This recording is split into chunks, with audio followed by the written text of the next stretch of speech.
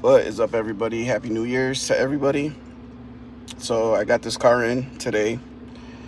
It's been a slow day, so gets dropped off, doesn't start. Customer states no crank, no start. This vehicle was towed in. So I head out to the parking lot, get my jump box, and I immediately noticed there was like some, I don't know if it's for anti-corrosion or battery protector on it. I immediately noticed that, but I jumped the car in. But let me show you what I'm talking about. So honestly, I really don't know what this blue crap is, but it's on both terminals. Obviously the customer put it on.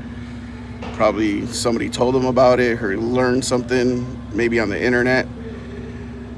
But this is the reason why his car was not starting, because he put it all over the post. I can see if you put it on the outside, but he actually put it on the post. As soon as I loosened it, moved it around, this car starts now. As you can see, the car starts. So, should I be an a-hole, clean off his battery terminals and charge him an hour? Or should I just let it go? Then I look up at this. I guess I'm gonna do the right thing. I'm just gonna clean them off for him.